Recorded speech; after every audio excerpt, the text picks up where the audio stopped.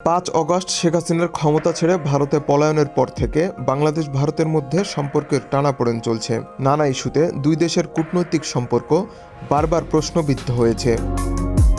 বাংলাদেশের অন্তর্বর্তীকালীন সরকারের প্রধান উপদেষ্টা ডক্টর মোহাম্মদ ইউনূস ও ভারতের প্রধানমন্ত্রী নরেন্দ্র মোদির মধ্যে বৈঠক না হওয়া নিয়ে একাধিকবার দুই দেশের মিডিয়ায় নানা ধরনের তথ্য প্রকাশিত হয়েছে। এতে আলোচনাও হয়েছে বিস্তার। তবে ফলাফল তার কাঙ্ক্ষিত রূপটি দেখেনি। তাতে অনেকের মনে প্রশ্ন ছিল, কবে হবে মোদি ও ডক্টর মোহাম্মদ ইউনূসের বৈঠক? তবে এবার সে কাঙ্ক্ষিত বৈঠকটি অনুষ্ঠিত হতে যাচ্ছে। জানা গেছে আগামী ৪ এপ্রিল বিমস্টেক সামিট অনুষ্ঠিত হবে ব্যাংককে, যেখানে বঙ্গোপসাগরীয় দেশগুলোর আঞ্চলিক সহযোগিতা জোটের বৈঠক হবে। এতে অংশ নেবেন অন্তর্বর্তী সরকারের প্রধান উপদেষ্টা ডক্টর মোহাম্মদ ইউনূস ও ভারতের প্রধানমন্ত্রী নরেন্দ্র মোদি।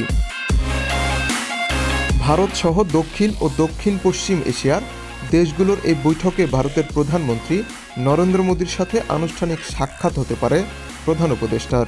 মঙ্গলবার ১১ জানুয়ারি সকালে গুলশান ২-এ বিমস্টেক সম্মেলন নিয়ে ব্রিফিংয়ে এসব তথ্য নিশ্চিত করেন সংস্থাটির মহাসচিব ইন্দ্রমণি পাণ্ডে।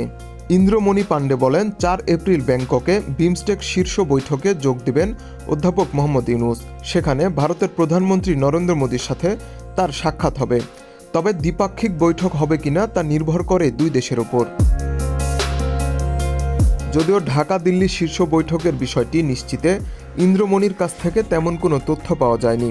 তবে বৈঠকের বিষয়টি নিশ্চিত না হলেও প্রধান উপদেষ্টার ব্যাংককে যাওয়ার বিষয়টি নিশ্চিত করেছেন পররাষ্ট্র উপদেষ্টা তৌহিদ হোসেন। তিনি জানিয়েছেন, এখনও বেশ কিছুটা সময় বাকি আছে, কোনো কিছু চূড়ান্তভাবে বলা যাচ্ছে না। তবে বিমস্টেক শীর্ষ সম্মেলনে প্রধান উপদেষ্টা যোগ দেবেন এটা নিশ্চিত।